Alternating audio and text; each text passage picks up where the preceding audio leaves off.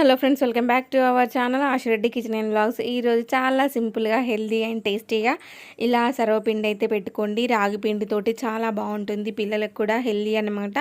ఇంకా బ్రేక్ఫాస్ట్గా అయినా తినొచ్చు, లేదంటే స్నాక్స్గా కూడా ఇవ్వచ్చు అనమాట. చాలా బాగుంటుంది టేస్ట్ అయితే. పిల్లలు ఇప్పుడు రాగి పిండితోటి ఏం తినరు కాబట్టి మనం ఇలా రాగి పిండితో సర్వపిండి అయితే పెట్టొచ్చు అనమాట.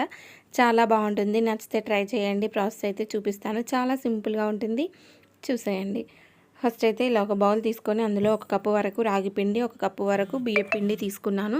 మీరు కావాలంటే మొత్తం రాగి పిండితోటే చేయొచ్చు. కావాలంటే నేనైతే 1 కప్పు రాగి పిండి, 1 కప్పు బియ్యం పిండి తీసుకున్నాను. అందులో సాల్ట్, అలాగే కారం, అలాగే పసుపు, కొంచెం అల్లం వెల్లుల్లి పేస్టు, ఇంకా కొన్ని నువ్వులు వేస్తున్నాను. నువ్వులు కూడా హెల్దీ కదా.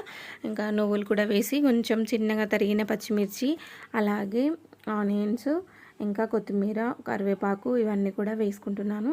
ఇంకా మీరు కావాలంటే పచ్చిశనగపప్పు వేసుకోవచ్చు, పల్లీలు కూడా వేయించి కలుపుకోవచ్చు. నేనైతే ఓన్లీ నువ్వులే వేసాను అన్నమాట.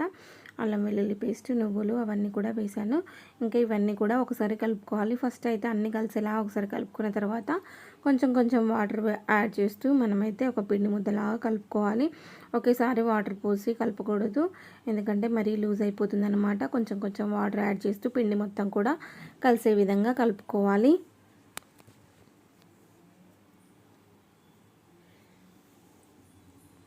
టేస్ట్ అయితే చాలా బాగుంటుంది, పిల్లలు కూడా ఇష్టంగా తింటారు. ఇంకా మనం రాగి జ్యూస్ ఎలాగో ఇవ్వలేం కదా, మా పిల్లలు అయితే అస్సలు తినరన్నమాట రాగి పిండితోటి. అందుకని చెప్పేసి ఇలా అయితే పెట్టాను, చాలా ఇష్టంగా తిన్నారు. చూసారా, ఇలా పిండి ముద్దలాగా కలుపుకొని చిన్న ముద్ద లాగా చేసుకొని మనమైతే ఇలా ఒక కడాయి తీసుకొని అందులో కొంచెం ఆయిల్ వేసేసి ఇలా మనమైతే సర్వపిండి ఎలా ఒత్తుకుంటామో అలా ముకుడు మొత్తం కూడా ఇలా ఒత్తేసుకోవడమే. చూసారా, ఇలా అంతా కూడా పిండి అంతా కూడా స్ప్రెడ్ చేసేసి ఇందులో హోల్స్ పెట్టుకొని పైనుంచి కొంచెం ఆయిల్ వేసేసి మనమైతే గ్యాస్ మీద పెట్టేసుకోవడమే. ఇంకా నేనైతే గ్యాస్ మీద పెట్టేస్తున్నాను. ఇది అయ్యేలోపు ఇంకోటి కూడా పెట్టేసి పక్కకు పెడతాను అన్నమాట.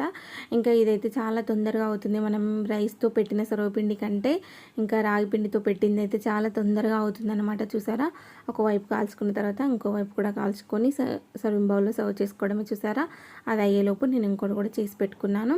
చూసారా, ఇలా అన్నీ కూడా చేసుకొని ఒక బౌల్లో తీసుకొని తినేయడమే. చాలా బాగుంటుంది.